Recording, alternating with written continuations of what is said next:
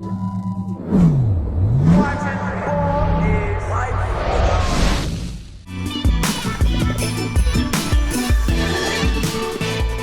everybody to another edition of the In the Paint Show, episode 162. Here, instant reaction after an NBA playoff game. We're obviously deep in the NBA playoffs. I'm here with Umana and Chelsea Hopkins. A lot to go over. We're shooting a little later in the week than we normally do, so we had to wait for the NBA draft lottery, the biggest one in some say 20 years, some say ever. We're going to talk about all that. The reaction to the Spurs winning the number one pick or earning the number one pick or getting lucky in it, and obviously the Lakers coming up a little short against Denver, who started off crazy hot and then held on at the end at home. So they take a 1-0 lead. And obviously Miami and Boston is starting in the other Eastern Conference, the other semifinal. So, Ani, real quick, we talk about rigging things. We talk about, the lottery, Patrick Ewing going to the Knicks. Does the NBA want the Celtics and the Lakers, regardless of, they're down with it? Or is it just going to play out as it is? No, I think Denver's gonna get to the finals. I think they're gonna ruin what the casual fan base wants. I think Denver's gonna get to the finals, and I think they're gonna win the championship. Wow. Okay, Chelsea, quick reaction. Game one, Lakers are down, but again, you would think that Boston's favorite, but is this going to be a Lakers Boston, another one that like Ani says, the casual fans want to see, or was it just going to play out and maybe Miami might get a couple wins? They might win it. What do you think? I definitely think the media would like to see Lakers Boston because, obviously the history. Sure. But don't sleep on Jimmy Butler and the Heat. I mean, just the way that they play, the culture, the toughness, the grittiness. I think it's going to be a very interesting series, and it's going to be better than people expect. As far as Denver and Lakers go, I know you guys know I'm a biased Laker fan, but that's okay. Ani is being a little bit of a prisoner of the moment. He's feeling good because he just watched the game. Lakers are getting down by 20-something at one point, but I don't know. I was just encouraged by what I saw. I think the Lakers are going to make adjustments in game two, and I actually see the Lakers escaping. It's probably going to take 6 games, possibly 7. It's going to be really tough to win on Denver's home floor, but I'm going Lakers Heat in the finals. Wow. I'm going the opposite of the media. People wouldn't expect that. And then that brings us to another thing. We're going to talk about coaches because Eric Spoelstra's kind of reached that point where now, especially if he gets to this finals, like he can coach there as long as he wants. You know what I mean? Like he can coach. And not all coaches have that luxury. Mm-hmm. We're going to talk about like attention spans, keeping engaged with your personnel and in your front office, because that seems to get shorter and shorter. And that kind of be a societal thing as well. You only have so much time to capture an audience or to capture somebody you're trying to get their attention. But main thing we want to start off to talk about is the high school realm. Ani, something happened this week. National Federation, obviously, that they kind of set rules, and they don't. Every state has its own set of rules, or every state association, but they somehow have some overarching influence on the sport itself. And there's a big difference. We don't know what it's going to mean, but there's a difference in the rules. The 1-on-1 is gone now. It's been eliminated. There's no more 1-on-1 at the 7 in each half. No carryover in the quarters. So the fouls reset after each quarter, and then we're shooting on the 5th foul. So I just wanted to get your quick reaction to that, Ani. And then I reached out to some coaches when this came out, and I'm just going to read off what they texted me and told me.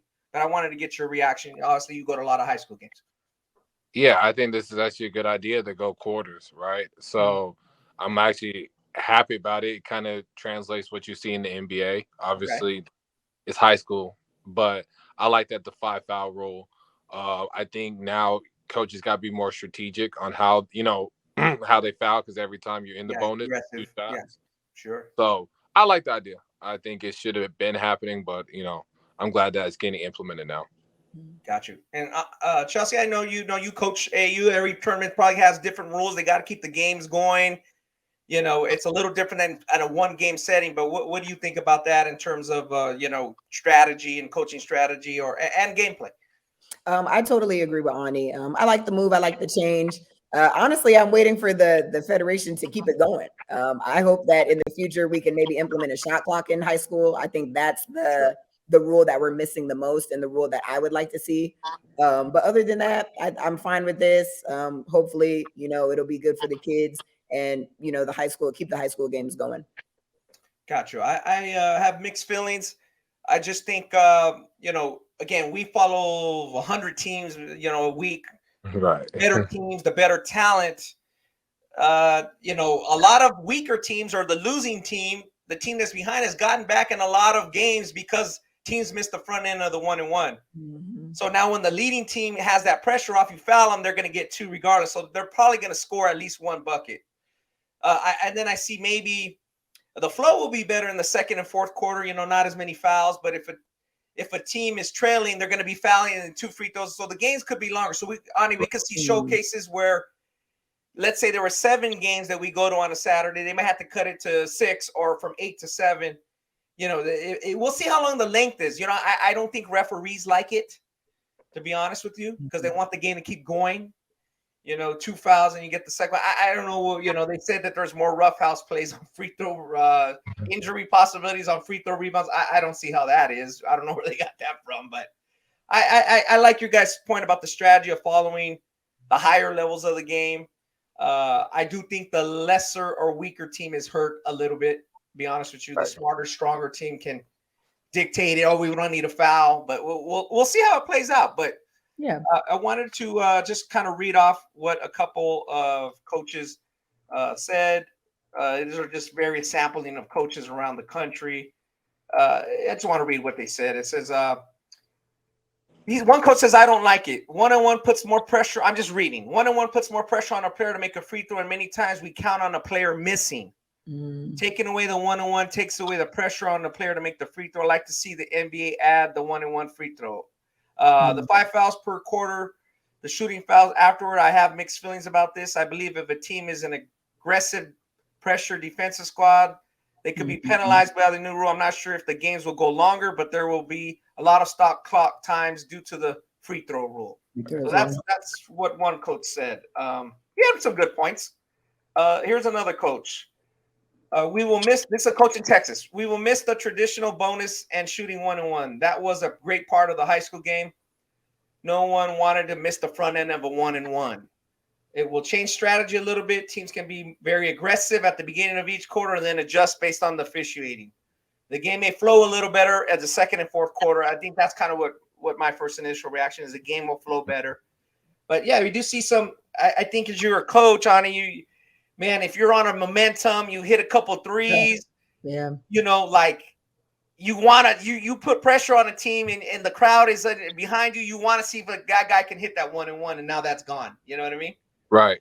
So I do see that. So it's just good points, and we'll see how it adjusts. I do think it could potentially lengthen the games, but I think the refs are going to adjust.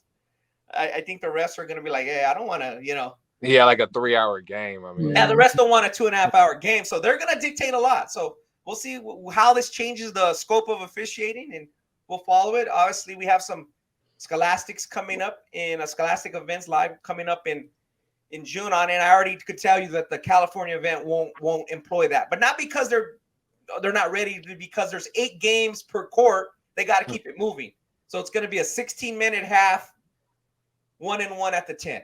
Again, that's just to keep the game. You don't want to start the last game at 11:30 at night because you started at 9 in the morning. So that's where I think the adjustment will be on it with the showcases, the big tournaments. When you have 8 games or 7 games, it won't be when you have 1 game. It won't matter that much. So we'll watch that, and we'll see how that what people think about that as the rules go on. Speaking of new things coming up.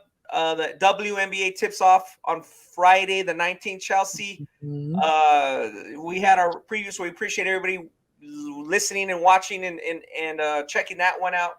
But in the last few weeks, obviously, you did a great job of kind of previewing what's going on with the draft and the cuts. And we've talked about how hard it is to make it. And I just wanted to get your take on that. And then I have a few questions. Yeah, before I touch on that, there was some breaking news today in the WNBA. The WNBA actually rescinded the Aces 2025 first-round pick and suspended Coach Becky Hammond 2 games without pay for violating the league rules regarding impermissible player benefits in free agency and the handling of Dearica Hamby.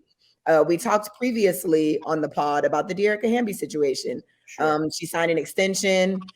She was willing to take a pay cut. The Aces won a championship. She was All-Star, 6th Woman of the Year. Took a pay cut, kind of determined that she wanted to be all in with the Aces. I just remember when they did the press release, she touched on that her baby girl, Amaya, really loves Las Vegas. She feels like it's home here.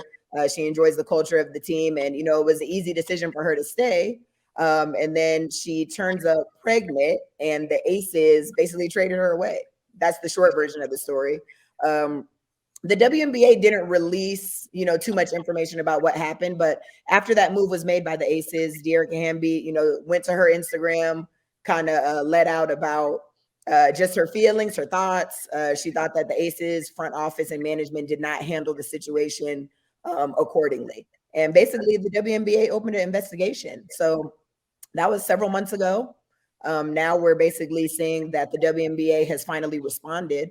And they responded, with this crackdown on the Aces, specifically with the handling of that situation, and then impermissible benefits. We talked about a lot in free agency how the Aces acquired Candace Parker, and when you have a core that's locked in of, high paid players, Chelsea Gray, Asia Wilson, Kelsey Plum, a lot of people were just wondering, wait a minute, like, how are they able to acquire a franchise player like Candace Parker when they have all these big time players already signed? So now we're seeing that there was obviously some type of under the table dealings that, they did occur. Sounds like the Raiders, something the Raiders would do. Yeah. So as I said, the WNBA has not spoke on exactly what the Aces did in terms of these impermissible benefits. Sure. Maybe something along the lines of, offering some type of, money under the table to do whatever. Candace Parker, high profile player. Like, sure. You want to get her there. Maybe you have her do some autographs or some promo for different companies to try to acquire additional funds. So that's just speculation on my part, total speculation. We obviously don't know what happened, but we do know that the league has responded and the Aces will suffer a penalty. So in my mind, I think it's good that the WNBA decided to do this, but at the same time, like, what's 2 games to Becky Hammond? That's what my reaction would be. Right. Yeah, without pay, she's still the highest paid coach in the league. She makes $1 million in the season. The Aces will be fine with 2 games without her. The roster's stacked, and Candace Parker's still on the team. Yeah. So it was worth it. It was worth it. They won the championship, right? Mm-hmm. I mean, so any penalty was worth it. The thing I would ask you as a follow-up is, did Dearica Hamby file the grievance, I guess, through her attorney / agent, or did the Sparks were involved in that? Or no, was it more of like a personal thing? Honestly, I'm not sure. I do know that the Players Association seemed to, reach out to Dearica, feel for Dearica. So maybe they had something to do with the handling of it. I'm not really sure if it was a personal thing, but the investigation jumped off right away. As soon as she went to her Instagram and said she had an issue and that she was heartbroken, then things kind of rolled from there. So I'm not really sure exactly how it played out, but maybe this is a little justice for her. Like I said, I don't think the penalty was so harsh for the Aces that they wouldn't probably think about doing this again if Jonquel Jones from New York becomes available next year and they need to figure out how to get her, Correct. But I guess we'll see. Time will tell. Yeah, because we mentioned things like, and again, it's a sport, a growing sport, and we're going to talk about this, but we mentioned things like heartbreaking. This is a sad story, and I wanted to bring that up because that's what we're getting into our next topic about the W is, and I want to get Ani's take more from somebody who's from the outside, and it's like you have this draft. We're looking forward to next year's draft. It could be a milestone draft, great players coming in from the college ranks, but then the coverage is, oh, these girls are great. They need an opportunity. And then these girls are getting cut left and right. They're not making the roster. So talk about that, Chelsea. And then is that, just talk about the players themselves and what that means. And then I'll follow up. But yeah, is it going to be some point in time where we can't label it like heartbreaking? It's just business, or is it like truly unfair in your point? And I want to get Ani's take on that because I have my own points about that after you give what's happening. I think 2 things can be true at the same time. Sure. It's definitely the business of the WNBA. Sure. It's definitely heartbreaking for these players. I mean, we're 3 days away Opening rosters are pretty much set, and we have so many notable cuts from this draft class. The number 11 pick, first round, Abby Meyer, she was cut. Number 17, LaDasia Williams, she was national championship with LSU in college this season. She was cut. Number 18, Maddie Williams was cut. Number 22, Alexis Morris, who was also an NCAA champ with LSU this season. Number 24, Bria Bill, star at South Carolina. She was released. And number 26, Monica Zanzano, who starred in the NCAA championship game with Iowa as well. So you see so many girls that are so talented and that are considered maybe premier players in college that, lasted a few days in training camp before they were released. Sure. And even to that point, we had the 2022 draft last year. This year, the Sparks released number 9, Ray Burrell. She's a first round pick. She's a Las Vegas native. So I have a little, soft spot for her, but she really didn't play too much in her rookie season because she was injured. So she comes back in year 2, maybe thinking I'm ready, I'm prepared. And then she gets waived. Then you have, Destiny Henderson, who starred in that South Carolina championship team last year. She's a point guard. She was drafted to Indiana, got limited time last season after being picked number 20. And then she was released yesterday. So that's honestly just the nature of the WNBA. Like I said, it's both heartbreaking for the players. I think the most discouraging, or I guess disappointing thing, in my opinion, is the nature of the WNBA in terms of there's no developmental league.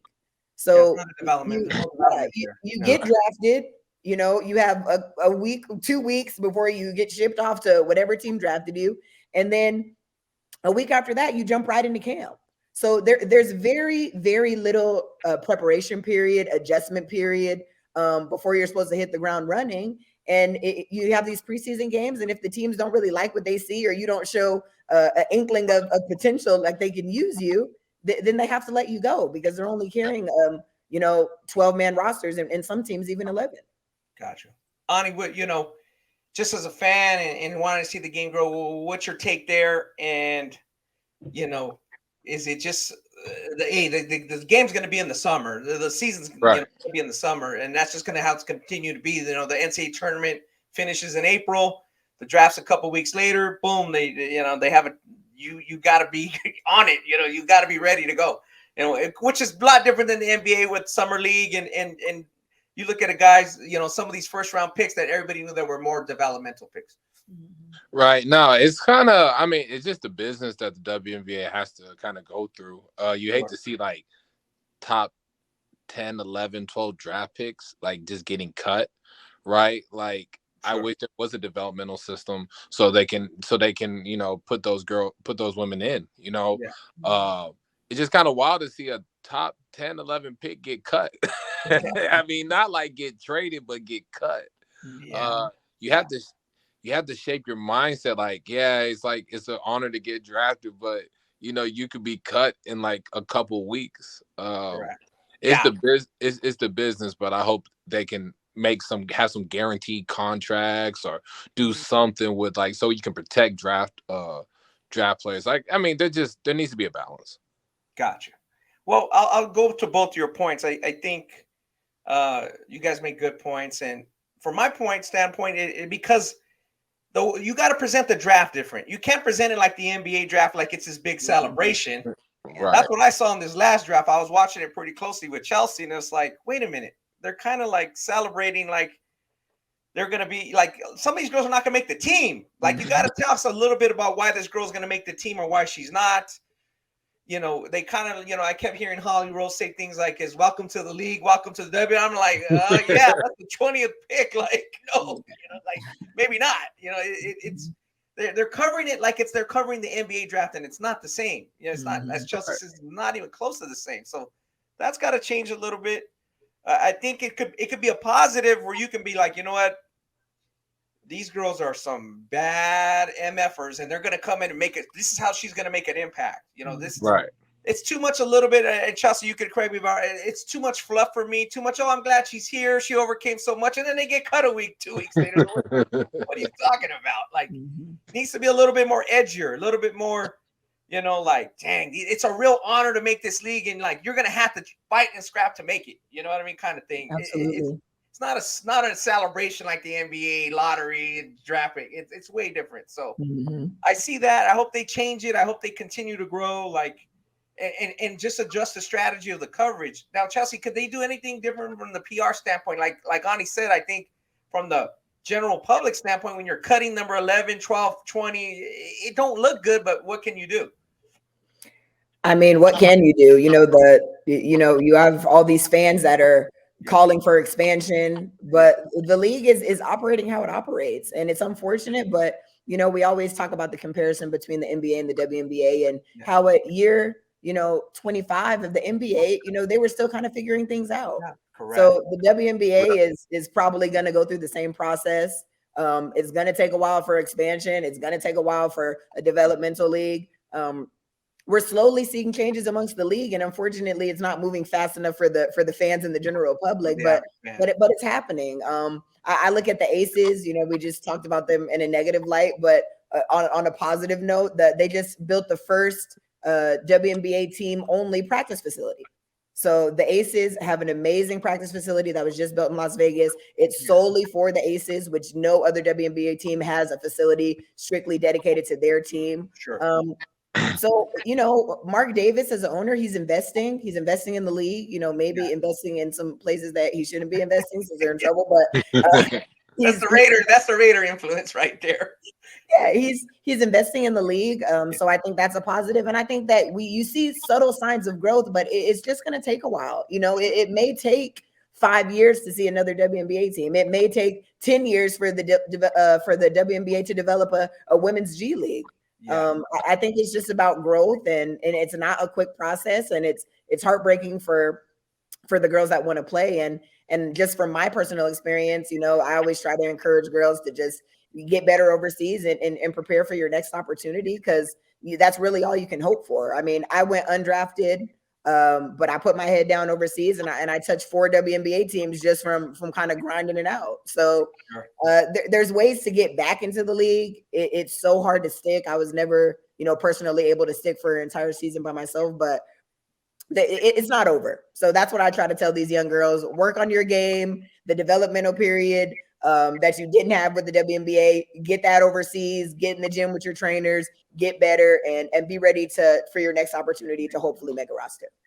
Gotcha. Yeah. I mean, we've seen that firsthand. Like you said, obviously you're a co-host here, so we get your insight on it. But like our guest, Rebecca Gardner, that's a perfect example. Now, everybody's not going to be a 32-year-old WNBA rookie, but that's, you can break in a year or two later. Mm-hmm. So real quick, and then we'll switch gears here. You put yourself in Abby Myers or Maddie Williams' position, number 11 pick or number 18 pick, especially Abby as a first-round pick. What's the mindset? What do you do? What is she going to do now? Just get signed by an overseas club and she'll be smooth transition to the fall? Or is this like, whoa, is this maybe the teams are already kind of set? What goes on here in the next month or two? You get in the gym, you train. A lot of, teams are starting to sign for the overseas season in the fall. So I'm sure her agent will have opportunities for her. Being a first round draft pick, having the WNBA tag, whether you actually played a game or not, can definitely increase your chances in terms of money and opportunities contractually overseas. And then you just stay ready. I mean, like I told you, I wasn't drafted. I, just trained in the summer like crazy. And then my agent would get a call, or a team's looking for a point guard. He maybe makes a call, and they bring you in. They don't have 10-day contracts in the WNBA. They have 7-day contracts. But, players get hurt all the time. Things happen. So like I said, it's just a mentality thing. I always tell kids, I have a girl that I'm actually kind of mentoring now, Essence Booker. She was a guard for UNLV Lady Rebels this season. She was in the Phoenix Mercury camp. She was released the other day. She was down about it. And I said, you were there for the experience. Take what you can from it, put your head down, get ready for overseas, and be ready for your next shot. And that's really all these girls can do. And I kind of mentioned to her too, just briefly, like, sometimes it's not even about you. You come in there, maybe the roster's set. Maybe, they're letting you hold a place in camp because they're waiting for somebody to get back overseas. There's a lot of nuances and political stuff that sometimes is totally out of your control. So it's kind of up to you how you respond to it. Yeah, that makes sense. it'll be interesting. Here's my take on it, and then we'll jump off it, and you guys can disagree or totally disagree. Like you said, Chelsea's 25 years in. The NBA was trying to figure it out. I just think, to Ani's point, the first round picks, they should somehow be guaranteed so people could learn who they are. They can have a press conference. They could maybe get an endorsement. Like, how can you get an endorsement if you don't know you're going to be on the team? So it's good business strategy. They should have one spot for just be 12 girls or whatever it is that are first round picks. And then there should be no draft. Why do they have 4 or 5 rounds if the girls are all getting cut? It's 3 rounds. They should be able to go to the team that they want. That doesn't make sense to me. They're not making the team in the first round, but you have 5 rounds or whatever. Like, why? There's 3 rounds. I do definitely get your point. Yeah. In terms of the sponsorships and shoe deals, like some girls have that and don't play in the league. There's a lot of girls overseas that will get that will be an Adidas or a Nike athlete because they touched the league, or maybe they came from a school that is sponsored by that brand that wants to, pour into them. So there's a lot of different little things that, like, it's just not very, it's unique to the WNBA. I'm gonna put it that way, because it's much different in the NBA. I definitely understand your points, because it's just like a lot of it seems like a waste. So it looks like bad PR. Oh, that girl got cut. This girl got drafted and never made a team. Well, it's like, that's the only part I see is the bigger PR part down the line. For sure. But I think maybe even they should consider. I don't think they should have ever got rid of it. They should say, hey, Caitlin Clark, you have to go to this team. But that's it for another day. We, like territorial picks, like they did at the beginning. Yeah. Angel Reese, you have to go to this team. Like, this is the team we assign you to. But we'll see. Maybe they're past that. Maybe they've already have enough success where they're past that. But we're gonna find out next year. Yeah. Next year we'll tell us. Next year is gonna be on. Them girls are gonna stick. A lot of them. Yeah, we'll see how that goes. So we'll see how next year's draft goes. And Ani, want to jump back to the high school realm. Talk about prospects and what you've seen. We've already had 3 EYBL stops now. The third one was in your hometown of Dallas. There will be another one in Memphis on Memorial Weekend. Then we'll Peach Jam will be closing it out in July. We'll have our draft show before then. But what happened in Dallas and what happened at Buff's event? If you got to get a chance to go over there as well. Yeah, man, Dallas was just a crazy weekend. You had Nike YBL, like you said. You had Buff. You had a lot of Adidas and Under Armour teams. I got to check out a lot of EYBL. And just like, one kid that just really stood out to me, like Elliot Cadeau, finished out winning a national championship with Link here. He just makes the game look too easy. He's a guard. Can really play, make, pass, score, just plays with great pace. Ronnie, he looked like it was too easy. Like, he's ready to go to college, like, honestly. So, I mean, that really stood out. AJ Dybantsa from Expressions, the 2026 kid playing the 17U level, which I know people have been griping about that with a few other 25s. Sure. But, playing fantastic. Don't want to be like he's the next this or the next that, but looking like a kid that has a chance to be a one and done or a pro level prospect down the road. 6'7", 6'8", long arms, and score the basketball, defend at that level. Saw some switching, saw some shot creating, playmaking at his size, age, and just playing up 17 level. I was really impressed. Also really like I saw Houston Hoops play some. Trey Johnson was solid. I know that number 1 spot nationally is getting a little tricky. Dylan Harper, who also plays for New York Rams, was really good. Just a lot of really good talent at 17 level, 16s. Everyone's there to see what Cameron Boozer, Cooper Flagg. And I mean, they're both fantastic players. Like Cameron Boozer's just a beast in the paint, can shoot the 3 ball. Good passer in the post, face-up game. His brother Caden's a really good player as well. He gets overlooked a little bit. He's big, integral part of that team. Yeah, he's a high major guard. I was like, man, I think people don't talk enough about him because Cameron just dominates with 30 point, 17 rebound performances. But Cooper, I mean, just what can't he do, especially at that level? Block shots, rebound, push, ignite, break, shoot it, pass. I really wish I could see him play 17U. I get it. I get it. Coop is a lot more challenging because the pieces around him. Like his brother's a good player, ace flag, but like doesn't have the pieces that normal EYBL teams have. Sure. But he's still like leading his main United group to victories. And Cameron Boozer, that Night Riders group's fantastic. I went to go watch Buff's event. Isaiah Harwell from Utah Prospects, 225 kid, good got a lot better. I mean, he's got a lot better. Really just playing with better pace. Just getting to the basket, scoring, using his athleticism. Just not becoming less of like a chucker or volume scorer, and just someone that just a skilled like just playmaker at the guard spot that operates as a secondary or primary ball handler. He really stood out to me. My man Zoom Diallo was really good. The kid Bev that plays for SOH Elite 225 kid. I think he's one of the top scorers in Under Armour this year. He was he's about 6'6", shoots the basketball very well. The SOH group, I mean, they got a lot of talented guys, but Dallas was loaded. I mean, I can go on and on and on. Yeah, you can keep going on and on. I can rip out 20 names. I got like 25 names on my mind, but just kind of want to give a recap. I saw some really good basketball, saw some good young talent. I think nationally we're going to see a real uptick when it comes to the 25 and 26 class. I think 24s, there's going to be some guys that are ranked in the 50s, the 50s, the 60s, the 70s that are going to see a jump in their rankings. And I think we'll have more clarity by the end of the summer of who's who and who's the best or who's this by August. Yeah, that's a great insight. I saw the Phoenix session, and I concur with a lot of what you said. Maybe Allie was even better.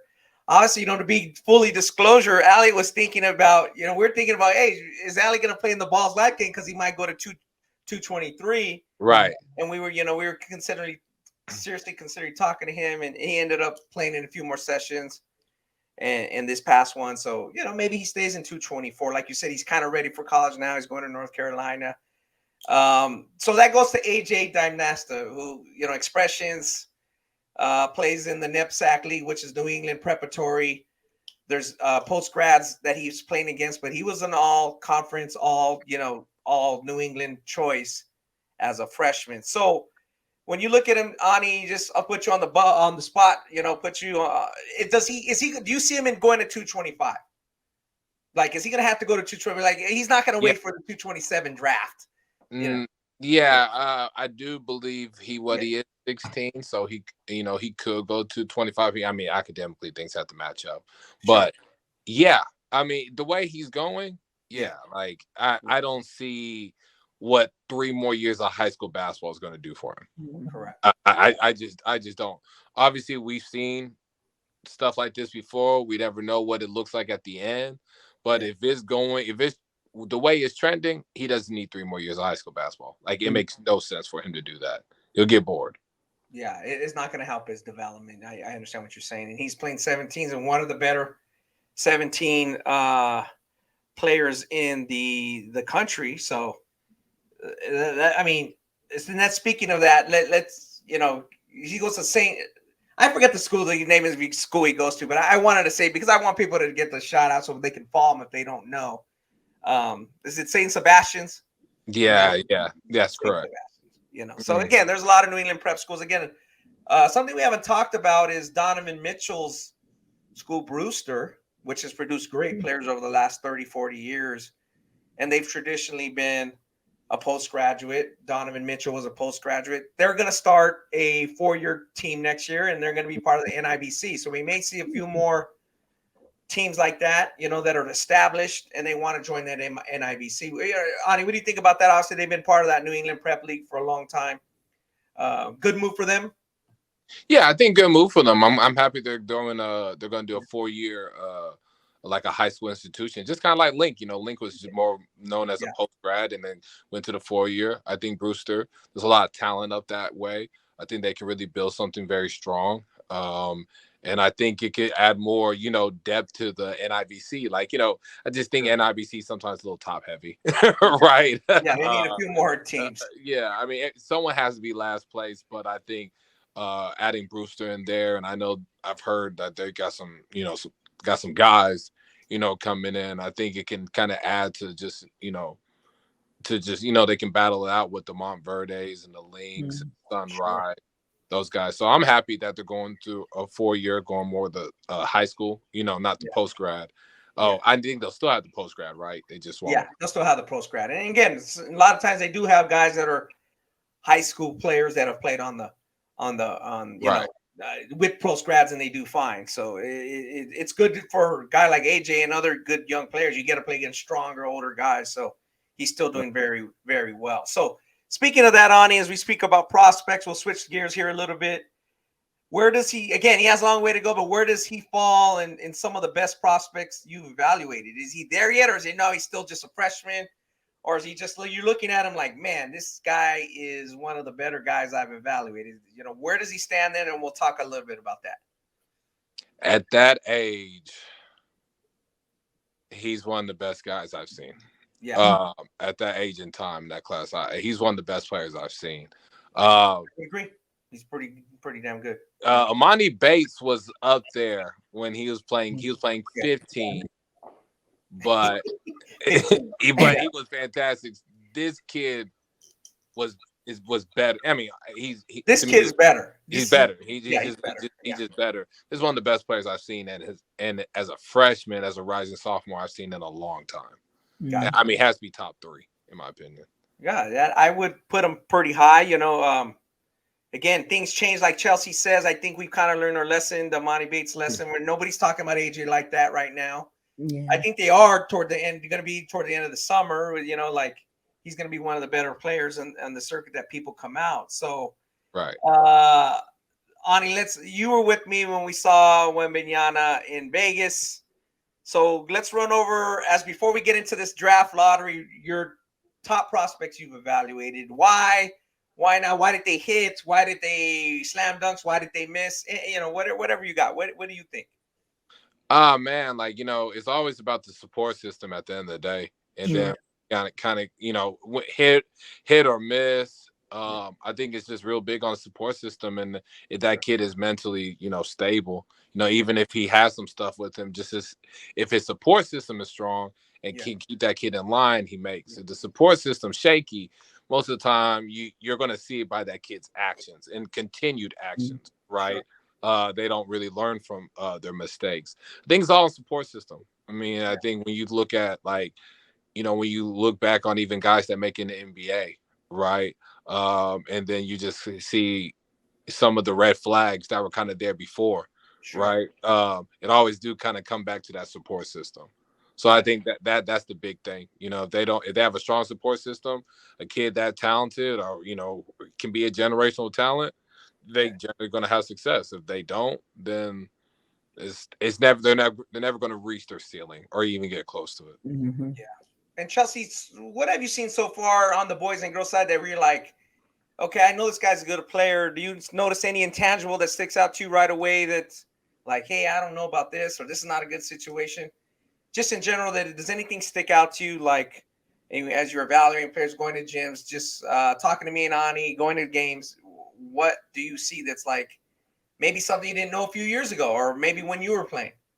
Yeah, well, I didn't really get into evaluating until I got with you guys, to be totally honest. So I'm new to the evaluating. I'm new to even coaching and being on the AUA scene or the AAU scene and, seeing prospects. But I think the thing that stands out to me most is, besides Ani speaking on support system, is just character.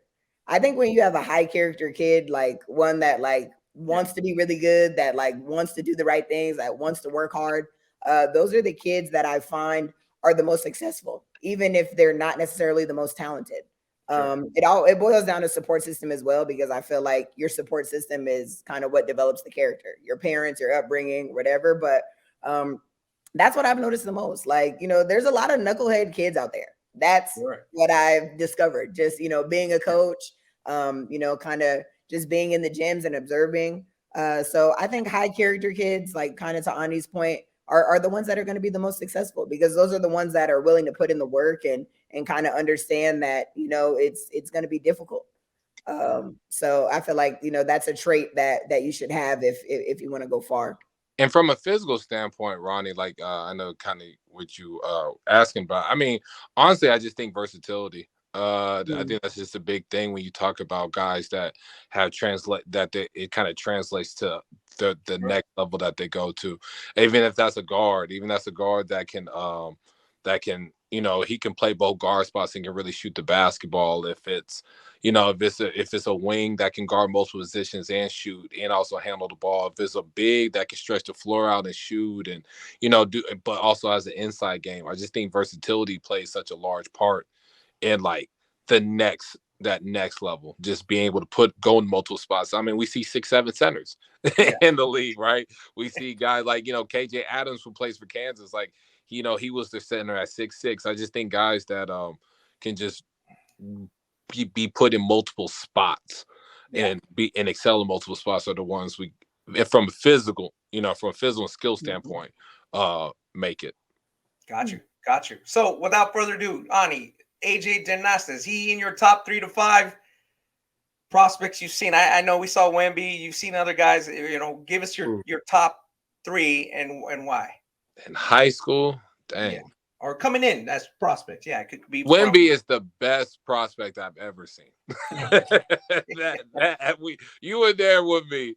Yeah, that was the best prospect I've ever seen. Great. Man, you're right. I mean, he can't be far from the top. Not too far, Yeah. That's for sure. He's 1, 2.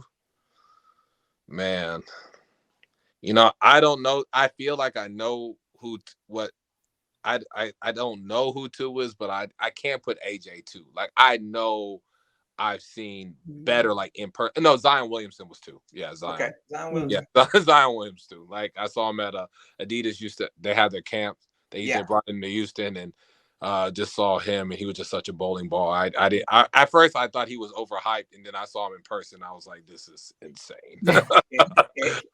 So I would say Zion Williamson, Jason Tatum for sure. Wow.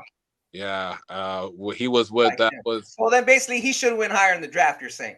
Yeah. That was crazy. That was crazy. He was. Yeah, the Lakers could have him. Right. The Lakers could have him. And I know he kind of got hurt at Duke, but when you saw him at Duke, it was like, come on, man. Because I seen him score 40. I mean, he played for that St. Louis squad. The St. Louis, yeah. And he had 40 points, and I was watching that game, and I thought he had 18. And at that moment, I was like, hold on, man. How do he have 40 points? Like, this was too epic.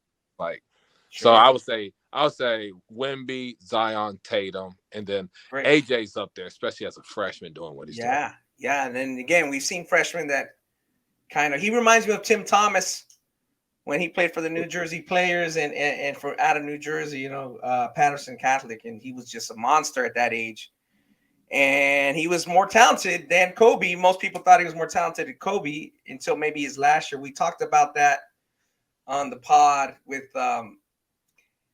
various people when Kobe passed, and Kobe came to ABCD, and he was maybe one of the top 20 guys as a rising junior, and it was like he was good, and he was like, hey, Mr. Vaccaro, I'm going to come back to this camp. I'm going to be the best player next year. Like, he just had it in him, And like you said, I think to Chelsea's point, character, your point, the drive and character makes a big difference. So, yeah, I kind of look at AJ Dybantsa as a Tim Thomas type. Again, we'll see. And Tim Thomas was just so good naturally when he played for the Suns. It was like, it was frustrating, believe it or not. Tim, come on, like, give more, give us more. You know what I mean? Like, he was just good. He was just good, like, he was just a good player. So, that's interesting. So, Chelsea, like you said, you can take it to who you've seen, or I know you may want to just say from who you evaluated or when you started. Who do you like? I know you like guards. Yeah, well, like I said, I'm new to the evaluation stuff. Just coming up as a basketball player and my dad being a coach, I saw a lot of talented players. Like, I remember seeing LeBron, but I'm like 10. So was I really evaluating him, or was I just like watching the game? Like, he was incredible. I saw OJ Mayo. I saw Brandon Jennings, like people that just blew my mind, like watching them play. But I don't really consider that evaluation until the last couple of years when I got with you guys. So people that I actually got to see before they became NBA prospects or even college prospects. I did see Melo Ball, which I know people were very like up and down with him because he did all kinds of crazy stuff in high school. But just me watching him, I just felt like he had the it factor. Like there's a, just a star power potential, like can do a lot of things, can create for people, can pass, can score, can shoot. So just watching him, I thought he was a high level prospect, and he ended up being, number 2 draft pick. So I guess that was pretty good. And then recently too, Paolo Banchero, who plays for Orlando. I got to watch him when he was in high school, and he just was like a man amongst boys. Like it just looked like, I'm just better than everybody. I'm bigger. I'm stronger. Like, he was basically a step above the rest. And then obviously Wemby, I mean, everybody's talking about him. Everybody's watching him. His highlights are all over Twitter, all over Instagram. And he's just a freak of nature. I mean, I don't really know how you can, deny the talent that he possesses right now and what everybody thinks he's going to be. They have him as a generational talent, maybe the best prospect ever, maybe, the best of this generation, certainly. So Sure. That's pretty much all I got. Like I said, I'm new to the scene, but I'm learning, and these guys stood out to me in the last couple of years. No doubt. Like you said, I point to that too big. You mentioned the it factor. Some guys are great players, but sometimes I don't see them. Maybe they don't love the game like I would hope they do. Again, you can't get in somebody's head. But as years go by, you say that guy's a good talent. On you seen him, but he's just going through the motions. Or sometimes he's having a good game, bad day. But you know how good he is. Tim Thomas was a guy who frustrated people like that because he was so good young. And then we're like, this guy Kobe just keeps bringing it, keeps coming. And you're like, Tim Thomas is just so good, Then, but there's something, So to your point, Chelsea, that Melo had that it factor. You couldn't keep your eyes off him. LeBron was like that. You can't keep your eyes off. OJ Mayo was a little like that. Again, maybe he's not as talented, but you knew he was a good player when you walked in the gym. Like he just carried himself that way. Brandon too. Yeah, you just have an it factor sometimes with a player. It doesn't have to be the best player. So yeah, I see that. I guess for me, the 3 guys would be with those factors we're talking about would be Wemby, what we saw last October, Ani, or late last year, LeBron. They had all that package, and Kevin Garnett. And I learned something from some older guys from Kevin Garnett. Like, was he the most talented guy? Again, you're not going to take a 4-man / 5-man. It's kind of thin. Is he? You're obviously going to look for a franchise center or a point guard, right? Most of the time, Chelsea's like, Melo's a 6'6" point guard, that kind of thing. Penny Hardaway, 6'7" point guard, Magic or something like that. But just the appetite for competition and wanting to get better. It's like he had all the intangibles of like the length. He played so hard every time. It was like he was not the best player in the country. It's like, dude, you're the best player in the country. You're one of the best player prospects ever. But he just had that drive to get better, want to be better. And I just don't see how he fell. Again, it was probably the mentality. Again, the Lakers are self-franchise, Boston, the Bulls, and they're probably just like high school player. What? But I think if you look back at it now, he should have been. I thought it was like, hey, no, Joe Smith, he's better than Joe Smith. He's better than the only guy I didn't know. I thought was going to be a good NBA player because he was so strong and good at the time. Was after 2 years of college was Jerry Stackhouse. I'm like, Stackhouse is going to be a pretty good NBA player, but like the other guys, I thought Kevin Garnett could have been drafted just as high or higher than them. And looking back, he probably should have been. So those would be my 3 guys that kind of put in all the factors we're talking about: talent, drive, character. And then you got to give LeBron credit because I don't even think Kevin Garnett had that much hype in terms of like living up to it. So that's pretty awesome to see him do that. And I think that's why when Wembanyama 20 years later, it's like LeBron's still playing good at 20 years. What do we see of this kid? It's fascinating how good of a prospect he is, and where do we go from here? So that's kind of what we're jumping into. That's why we're bringing up this topic. We're leading into this draft lottery, and it definitely was one of the most celebrated or anticipated. So the Pistons, the Rockets, and the Spurs had a 14% chance to get the number 1 pick, and then the Hornets had a 12.5% chance. And as we all know by now, the Spurs came through on their 14% chance. So I'll just name off the top 6 real quick. It's Spurs 1. Hornets are taking the number 2 slot. The Portland Trail Blazers get to the 3rd spot. Tough blow for the Rockets because of their talent level and the Pistons. So the Rockets are 4, Pistons 5. I know the Pistons fans are probably disappointed, and the Orlando Magic are 6. So Chelsea, just wanted to get your quick reaction to that. Obviously, the first 14 are set. Obviously, there might be some moves. Obviously, we know who the Spurs are picking, but what's your reaction to that order and what happened earlier this week? Well, obviously, the Spurs hit the jackpot.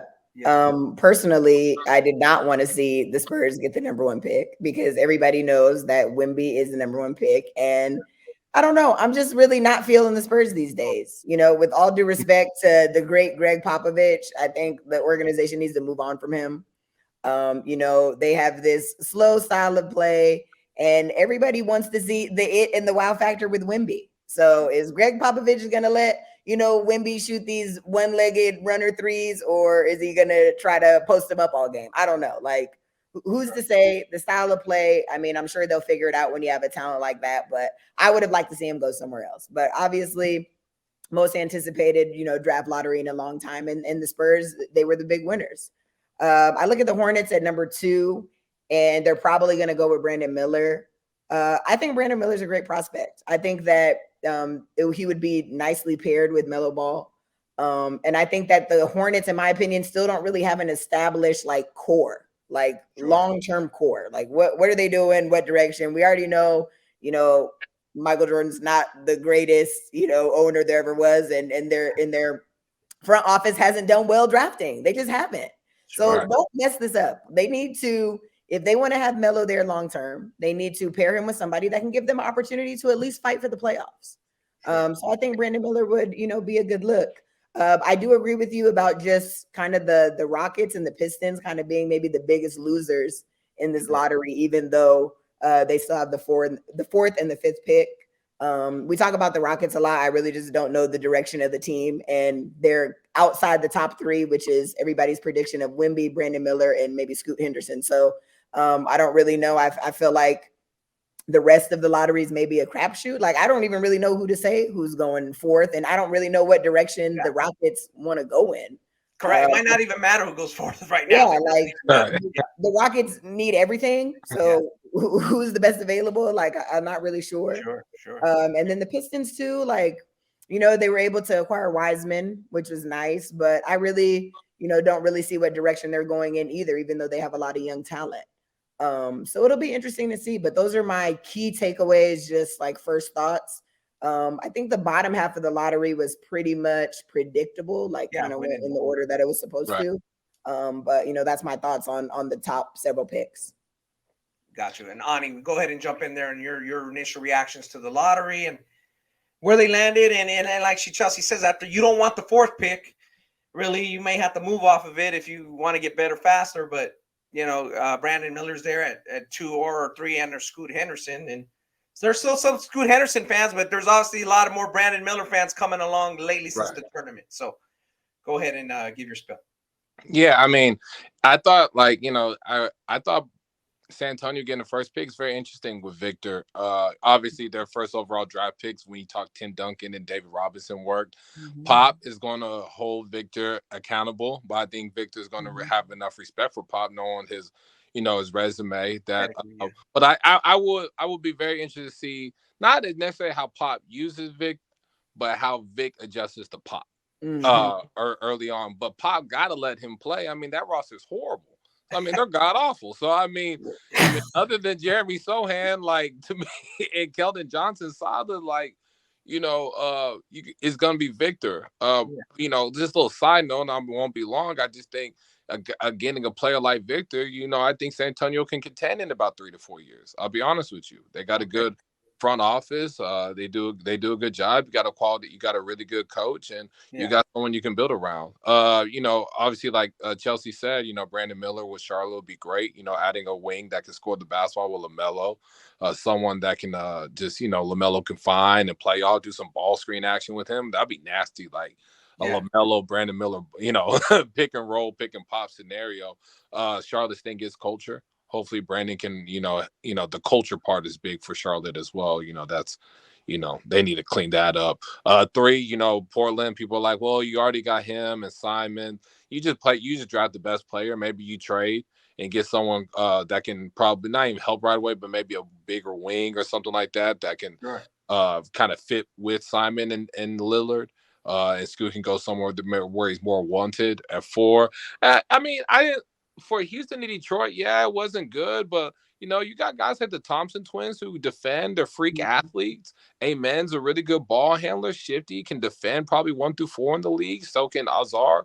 Maybe that's situations where you bring in guys like that could be, their shooting's not very good, but if they can develop just a decent 3-point shot off the catch or a corner 3, then there's someone that you'll see play in the playoffs, and that's kind of what you want. If you can get a good piece, you got Drace Walker that'll be available. You got the guy that's from UConn. I think he's really underrated, the shooter.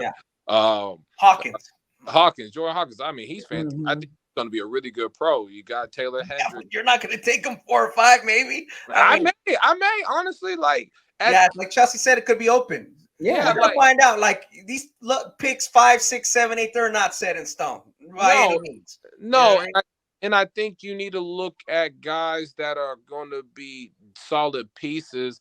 Correct. I think from 1 to 3, you got guys that I feel like, I'm not saying 4 through whatever can't be all-stars, but I think 1 through 3, their ceilings are just higher and their floors are higher than the other guys. So I just think you can just go get a solid piece. Yeah. And that's going to be just your scouts and everybody else. You got to do a good job drafting. You got to do a good job drafting. Yeah, we talked about that in the years we had our show last year, so we'll have our show again for this draft. I believe it's the 22nd, if I'm not on June. So we're about 5 weeks away. We'll get more information. We're gathering more information. We'll have our mocks. We'll talk about who we think hit. And if some of the things we said last year, if they would have listened, they would have helped some teams. Right. And I'm sure you guys had some good points and some good hits. I mean, Chelsea with Jaden Hardy, he probably should have went a little higher. In retrospect, Ani, you talked about the big guy, Walker. Walker Kessler, he probably should have went a little higher. When there were some other guys like that. Again, we're at 3 picks that are like everybody's talking about, and then it falls off the cliff. So, quote unquote, but that may not be the case. There might be a good gem in there, maybe 5, 6, 7, 8, 9.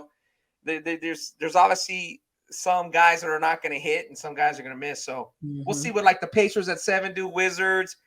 Now, Ani, if you're the Magic, you got the 2 guards, you got the guard from Gonzaga, you got Cole Anthony.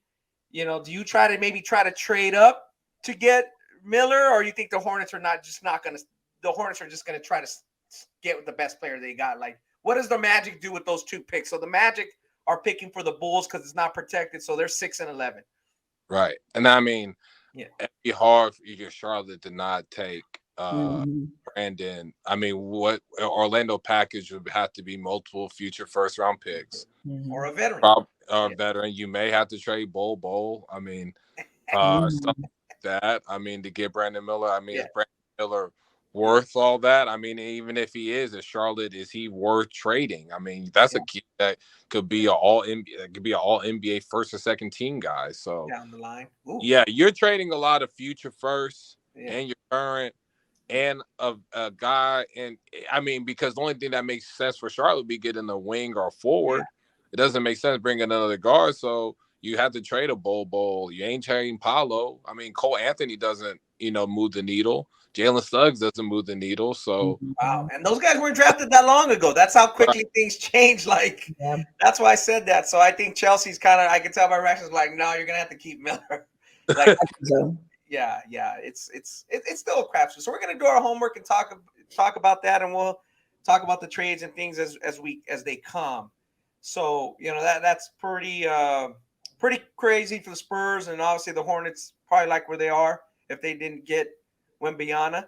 So let's talk about, now that we have 5 weeks to talk about it, but we have some guys that we like, maybe not going to be the top 10, but I'll start with you, Chelsea, that you just like and you think he could be either high second round or late first round pick, that it's just going to be a good pick.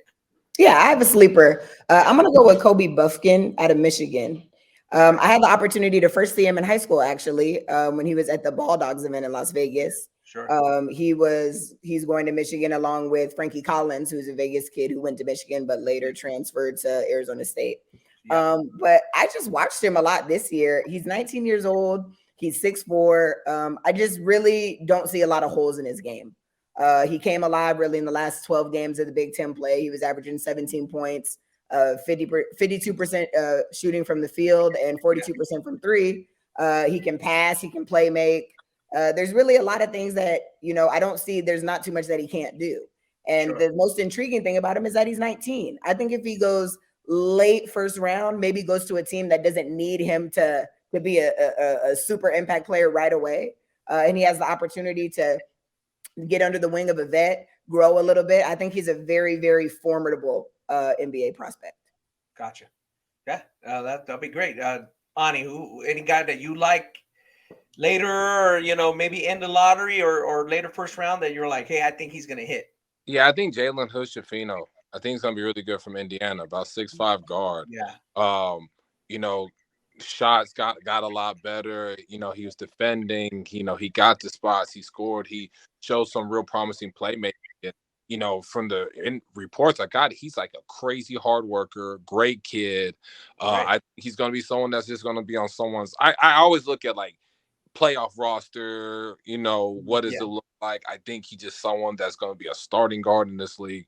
He's going to be good for a long time, and he's going to help teams win. And he's such a relentless worker. Guys like him, I'm not saying he's Jimmy Butler, but God, no, I'm not. But I'm just saying, their work ethic kind of pushes through their projected ceiling that people have on them. So I would say Jalen Hood-Schifino. Yeah, and that's kind of what I was mentioning earlier about Kevin Garnett. Along those lines, you want a guy that works and just wants to get in the gym and loves it. So I have a guy that's along the same lines as your guys. 6'4"-ish, 6'5"-ish maybe. I know Buffkin's about 6'4", and Jalen Hood is probably 6'5". So Trey Alexander from Creighton, a sophomore, he's about 6'4". 41% from the three, 82% from the line. I saw him at the Pangos Festival. He kind of came in with that group with Ty Washington and Malachi Bram, who already went in the draft, and obviously Jabari Smith and Chet Holmgren. And I said, man, this guy's pretty good. He's from Oklahoma area, and I just think he does a lot of the things that Jaden Hardy did, but with less volume and less turnovers. So he doesn't turn the ball over. That's what I like about him. I looked it up, and he had like 28 turnovers in his last 660 plus minutes on the season. So he just doesn't turn the ball over, but he shoots it pretty well. And 40, like I said, 41%. And I like, his agility is good. He's not. He can play a little bit guard, a little bit different positions. So I like his efficiency. I just think he'd be a really good late first round pick, or maybe, depending on where teams land, who lands where, that he'd be even like really still in the second round. So I kind of relate him a little bit to Jaden Hardy. He kind of moves like him a little bit, but just a little bit more efficiency. So, again, I really like your guys' picks. So people are listening, kind of take those three picks, those three guys, and remember, because I think at least two of them are going to be really good. Just based on what we know, and hopefully the teams pick right, and makes a good race. Obviously, there's going to be some mistakes. So, with all this being said, let's go back real quick to the Spurs and all this stuff. Are we a prisoner of the moment again? Is this a little too much hyperbole, or is Wembanyama that good? Is he going to be that good? I guess either one you can go in and Ooh, okay. Yeah, is he that good? It takes a little bit of luck, like you said, a little bit of roster. You said the Spurs are not very good, so he's going to have some time. He's going to have some shots. He's going to get plenty of opportunity.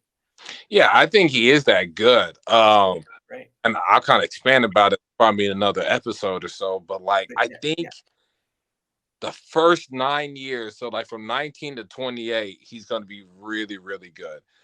He's 7'5", so I mean, other than guys that are 7'3" and up, that have long, were really good in their 30s. The only one I can really think about is Kareem Abdul-Jabbar.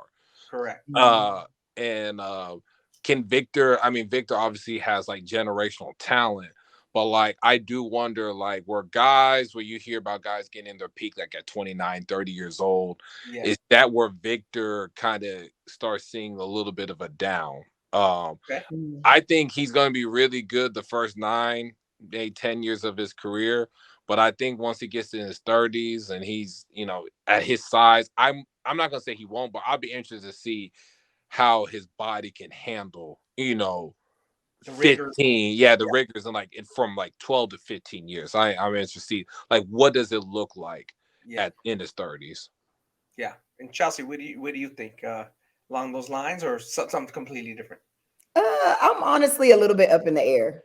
When I think about from a talent standpoint, he's absolutely incredible. But I have a lot of question marks, and they have nothing to do with his game. It's about his body and will it hold up? Like I don't know. Like how is he gonna feel when Giannis is barreling through his chest to dunk on him? When he's going up against these really powerful big guys in the NBA. I think that there's always an adjustment period with that, no matter how talented you are. Sure. So I think that he's going to be great, but I'm very interested to see how his body holds up. I'm very interested to see in year one how he handles the physicality and adjusts to it. Like, he can shoot over a lot of people, but those guys like Giannis are going through you. So is it going to feel like a shotgun to the chest when Giannis puts his head down and just barrels to the basket? I don't really know. So the question marks more so are just about his body and how it's going to deal with the rigors of an 82 game season. Like, this kid's playing overseas. He's never played 82 regular season games. Yeah. He's never played with this type of talent. And, we talk a lot about this with WNBA and just it translating. His skill set definitely translates. But the physicality, the size, the grown men, the rigors of an 82 season, like those are always question marks. So it's hard for me to just say like, oh, he's just going to be so amazing for so long, because I feel like all those factors come into play. And with him being so big, like I think of like Yao Ming, who had that little foot fracture and could just really never really play again. You know what I mean? So I don't wish that on anybody. I'm very interested to see how it plays out, because I think he's a super exciting, talented prospect. But I'm curious. There's a lot of big, strong, grown men, in the league, and right now he's a boy. But he moves so well, and he's so damn long. I think he can block a lot of shots. Like, I think for what he lacks in strength early on, I think he can make up because he's so long and he's athletic. Yeah. No doubt. Are they going to let him just use his length, or is they going to put their shoulder into him like Giannis will and punch on you? They ain't seen a kid like that, though. I mean, I think he's gonna block a lot. I think the thing is, like, they'll go through his chest, they'll get him a couple times. I mean, they get everybody in the league, but when he rises up and that standing, like with standing reach and everything, like I think he'll alter a lot more shots. They're gonna second guess going through his chest. Yeah, some of the guys that are not Giannis, sure. You're right. Not everybody's Giannis. Yeah, I see what you're saying. On a daily, nightly basis, he's gonna alter a lot of shots and make a big impact. Like you said, the Spurs are not very great. It's gonna be very interesting. We talk about LeBron. He's still doing it. They lost on Tuesday night. They're down 1, but again, he's 20 years in. This is 20 years ago. It's not like it's pretty nuts. We don't see Victor doing that, I don't think, right now. Again, technology is going to change. Like, what does the Spurs, Ani, the Spurs have got to go, they're going to have to study the anatomy of a 7'5" guy up and down, sit him out. Do you see that right away? Or do you just like, hey, no, he's healthy, let him play? Or are they going to start the long-term management right away? They'll probably start it. I mean, I can see them starting it sooner rather than later, but I think you need to let him play. I think you need to let him play. I honestly think he's going to be that good early. Yeah. I'm of the thinking, like, we need to be a championship contender in 3-4 years. Right away, yeah. Yeah, so, like, he needs to play, see where it's at, see, he's going to, obviously, they're going to rest him. He may not play a whole lot of back-to-backs. We don't know. I don't know. I'm just speculating. You don't know. You're speculating, yeah. But, I think you just play him right away. You throw him in the fire right away, and I think he's that good. Like, I really think he's that good. I would just work on just trying to build the best roster around him and see if you can win something early. Because again, kid that tall, I just don't know how long he can be the dude. You know what I mean? Probably not 20 years. Yeah, not 20 years. I think 10. Yeah. I think that 10. would be great. I mean, I was talking to somebody earlier today, and I was like, dude, if LeBron James retired 3 or 4 years ago, his career was still freaking awesome. Like, this is just all bonus. You know what I mean? Like, realistically. So I'm with you there. I do think he'll play. If he's healthy, he's going to play maybe 70 games. I just don't, like you said, certain games are going to sit him out, you know. Like you said, I think it's going to start right away. But, yeah, they're not going to manage him, load manage him, and all, you know, minutes, restrictions. Why? Then, you know, he's good now. You know what I mean? Like, so it'll be very interesting. On that note, you know, that is something we're all going to watch and follow really closely. And you talk about that window, and then we talk about like coaching, and we talk about the good teams, and they have a lot of leeway. Ani, do you think it helps them that, like, he's going to the Spurs, Greg Popovich can basically coach as long as he wants? It's not going to be a thing where, like, ooh, he got his coach fired because he didn't like him. It ain't going to be like him going to Charlotte or him going to Houston, where he's not going to dictate as much. You know, like, this franchise has won a lot in the past. They have the coach that he's going to respect. Does that help him, or is it like the roster got to get better? Doesn't matter who the damn coach is. Yeah, both. Yeah. I think it's going to help him playing for a coach that he knows you ain't going to tell the Spurs management to fire Pop. Like, you know, maybe he could. I mean, shit, he's that good. It's a little different situation than some of these other teams. Yeah, absolutely. But they need to get that roster better. That roster is awful. They need to get better. Yeah, Chelsea, what do you see playing out? I mean, I'll just take it real quick. The Spurs. I remember I saw their first game with David Robinson after he sat out the 2 years. Dude, they were so much better, right? They were playing the Lakers in their preseason game. Like, the Spurs went from like 20 wins to like Western Conference contenders immediately. Like, what do you see this upcoming year, Chelsea? They're just gonna maybe 15 more wins, 20 more wins, or a big jump, or is the road gonna be long? I can see. Well, Victor's an impact player right away, so obviously the team's just going to be better. Sure. I think the West in general is just stacked, though. Like, to say that they're just going to go from a non-playoff team to just jump right to like a 4 seed, I don't see it. Sure. I think that, they'll improve tremendously. Hopefully they can do some more stuff in free agency. They need to get some more pieces, like Ani said, because they just don't have anybody really. Yeah. And maybe they'll be fortunate enough to creep into like the play-in. Something like that, low, get in there as an 8 seed, 7 seed. I think that would be realistic expectation, and I think that could possibly be doable if they make a couple changes and like Ani said, they start to build around Wemby. But I don't see a tremendous jump. I mean, maybe being a non-playoff team to a playoff team is a good jump, but the West is too stacked. It's too talented. The Warriors are going to reload. Denver's loaded. The Lakers are here. I can't see them being a contender. They're still 3-4 years away, like Ani said. Wow.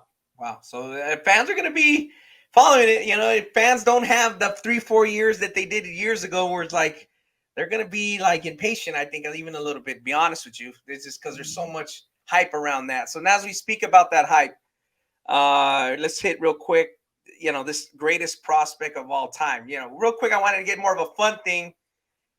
Everybody's in one draft. Everybody's in one draft in the history of the game. Mm-hmm. Chelsea, who do you take number one? No, everybody's eligible. LeBron James.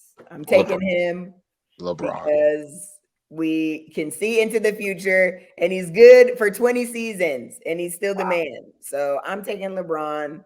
And that's fair. I mean, I don't know if everybody agrees, but that's fair. It's fair.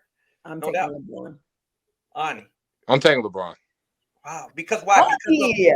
Because of how good he was, and you could see he's going to be healthy and good athlete, or because just think back then, if he's in 2003. I mean, when I saw him, I just thought, like, man, this kid's going to win some champion. He's going to win some champion. Like, he's just someone that I was just like, man, he's going to win me a couple of titles. Like, help.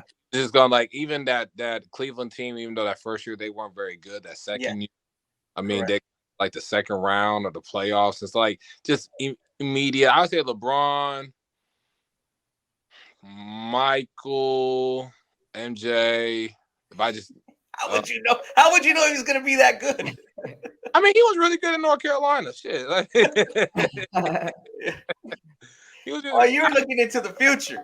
Nah, I mean, if you like, I went and watched some games during COVID. I went and watched some UNC games with Michael. I thought like you could see it, but really LeBron, then like Wemby, then like Kareem. Yeah. Well, I kind of look at it as I see where you guys see LeBron. And when I saw him, I just see this guy as a one generational for sure. I'm not sure Victor's better than him. Probably not. Be honest with you. He had the it factors.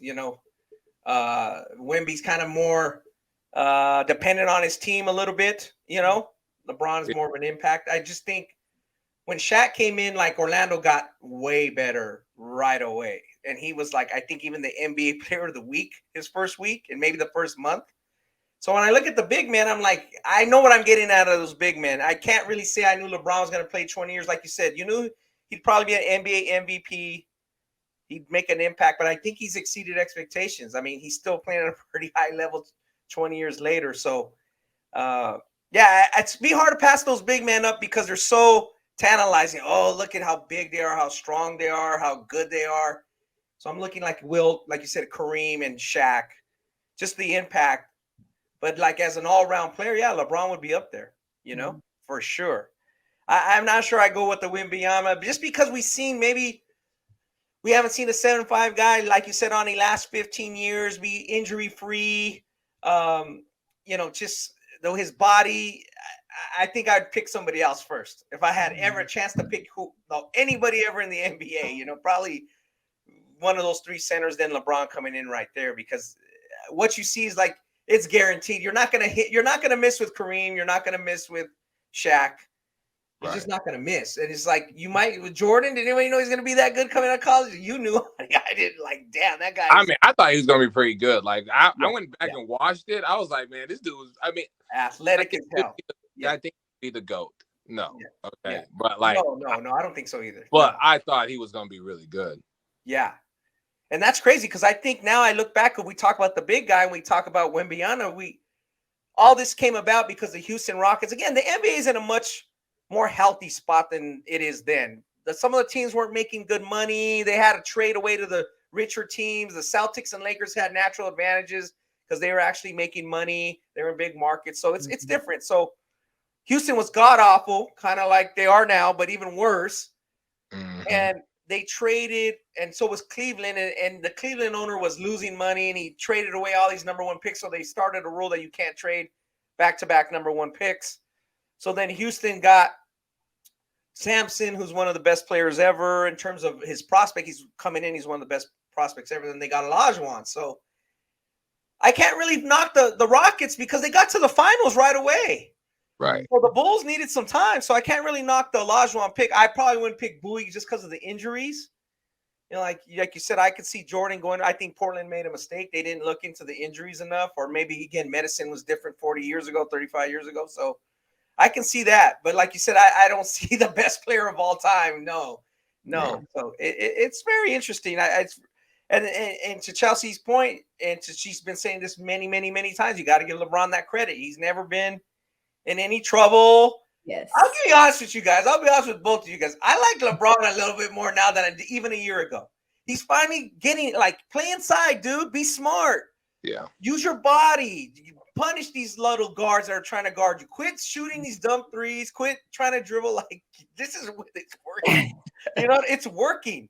Whatever they're doing, I think the trades kind of just give Rob Pelinka whoever you want the credit. The trades have really uplifted LeBron. I mean, they were terrible earlier this year. I think even Chelsea would agree. They were awful. They're awful. They were just not good. So whatever they did to make it work, and maybe LeBron was like, you know what? I can't give it every night. I'll save it for the playoffs. But man, they're only down. Again, Denver played lights out. They're only down one game. So as we talk about that, some people are even saying if Denver loses this series, is that Coach Malone on the hot seat? We talked about the coach. So let's talk about that before we close out. Doc Rivers fired recently in the last 24 to 48 hours from the Sixers after they lost to the Celtics in a game 7. Again, they kind of just didn't give the great effort in the second half, or maybe it was just a snowball effect. And then we also had, another big time coach being fired in the Suns, Monty Williams, who was just in the finals. So, Ani, I'll start with you. These are successful franchises, teams that were just winning. They chuck out their coach. So, what's the take there? I mean, I think it's crazy. Monty Williams is not the reason Phoenix didn't make to the finals. Is some roster stuff. They traded their whole team for Kevin Durant. So, I mean, what you kind of expect. Doc Rivers, I saw. I think when you look at the teams that keep good coaches, even Toronto firing Nick Nurse. Yeah. Man, like really, really good coaches are hard to find. And I think the impatient owners, I think some of this stuff, not all the ones we talked about, some of the stuff like Budenholzer getting fired. I think patient ownership leads to just inconsistent. I mean, I don't like it. I don't think it's smart. I think you got to be more patient, especially when you have a really good coach. Yeah. And I just don't think guys like them are just, you can just, hey, whatever, we get another one. and I think that's really hard. And I think the really, really good organizations keep really good coaches, regardless if they won one title in 3 years or they consistently make it to the Western Conference Finals. Like, stick with that coach. A switch isn't always what's needed. But yeah, it's just a mixed bag with it. I think Doc needed to go. Monty Williams, I kind of didn't think that was smart. Budenholzer didn't think it was smart. Okay. But this is why you see I mean, you could put Frank Vogel with LA right now. They would still be where they're at. Like, I didn't think he wasn't the problem. He wasn't the problem. Okay. Other things. So that's just my thoughts. Chelsea, do you have those same sentiments? You think differently? No, I mean, I kind of agree with Ani. I mean, it's not fair, but it's just the nature of the NBA. Like, especially after we saw Mike and Monty get the boot, I knew Doc Rivers was kind of on his way out. That's just how it goes. I mean, you're not really safe in the NBA unless you're Pop or, just yeah. But Eric Spoelstra at the end of the day is always doing more with less. He overachieves pretty much all the time. So it's like, you can't really blame anything on him. They weren't expected to do anything. And they were riddled by injuries this year. And I think that's the part that's a little unfair though, too. Like, Giannis was hurt, he didn't play. He was terrible when he did play, maybe it's the injury or whatever. So is that really Mike Budenholzer's fault that Giannis was not available, and the roster was a little bit shaky? Same. It's not Monty Williams' fault that you guys traded away all the pieces. You need depth. You need a bench and stuff to win a championship. So you just thought you would get KD and automatically win? Like Doc has underachieved to a certain extent, but even in Doc's to fairness to Doc, like Joel Embiid and James Harden were awful. If my two best players are awful, I don't really know, how many game 7s in a must-win situation that we're going to win. So it's unfortunate, but you just talk about the nature of leagues. We talked about the WNBA earlier in the pod. It's the same way. The NBA is just quick trigger. It doesn't matter what you did for me last year. Like, what can you do for me lately, or you're out of here? Right. Yeah, that makes a lot of sense. I kind of agree with you guys. I a little against what you're saying about Monty. For some reason, I don't know what I saw in the last series. They either tuned him out, or the disconnect between Ayton and the coaching staff was just glaringly noticeable. So I don't know if they thought that wasn't fixable or rectifiable. They lost him. Ayton was checked out for whatever reason. Maybe he wanted to get traded last year. It lingered. Then the injury to CP3. That huddle looked awful. Mm-hmm. It just didn't look like they had anything against Denver. So I don't know if that just fell on Monty Williams, or all the guys felt like that. But now you look at Kevin Durant, and it's like people are joking he got 2 coaches fired in the same season. So it's just tough with these players. Is that just a societal thing where every coach has a South life? I don't care who he is. You can't keep somebody's attention forever and ever and ever. Chelsea, do you think that's just a societal thing? Like that, you know, and it's just a shorter window because of attention spans, because of social media, because of how we rear kids. Kids are raised on YouTube and their cell phone. Like, these young kids are just, you have a certain window to grab their attention and get their respect, and after that it kind of wanes compared to maybe 20 or 30 years ago. Yeah, I totally agree. I mean, we talk about high school kids all the time, and I think it carries over to some of these NBA prospects. Like, these kids are different. Like, just the kids have changed, the times have changed. It's just a different situation, you know. And you know, with all due respect to Pop, I think the ship has sailed with him. Does he really have the attention of the roster of the Spurs? I mean, I don't really watch them because they're god awful, but when I do watch them, they don't look like it's everybody respects Pop. Don't misconstrue what I'm saying. But like, is he really getting the most and maximizing, you know, his roster too? He's just keeping his job because he's Pop. He's had the success. So I really think, like, short shelf life, like you said, it just is what it is. Fortunately for the league, I would say they like to recycle coaches a little bit. Like, okay, Monty's fired, but now he's up for the Milwaukee job and maybe the 76ers job. Budenholzer's up for the Phoenix Suns job. So they're still keeping the same circle of coaches. I heard Frank Vogel's name today. I heard, you know, basically just all these coaches that are getting fired are still up. Nick Nurse, they're up for a new coaching job in a different city. So, you know, if you weren't able to get the job done, you know, in one city or with one team, it doesn't mean that they're not going to give you an opportunity with the next team. So I guess that's the, you know, the fortunate part of the situation. But it like you said, it's just the nature of the league. Yeah. I was going to ask you guys that, you know, based on this lottery, with anybody but the Spurs, like, how much Victor would affect maybe a coaching hire to one of these teams? But it doesn't look like that's really a factor now with Popovich. But I would have think, like, if Detroit or Houston got the #1 pick, to Ani's point, like, his agent, his insight, and the guys that, you know, represent him, he would have had some little say in all that. They would have wanted to pick a guy that likes Victor and maybe has met him before.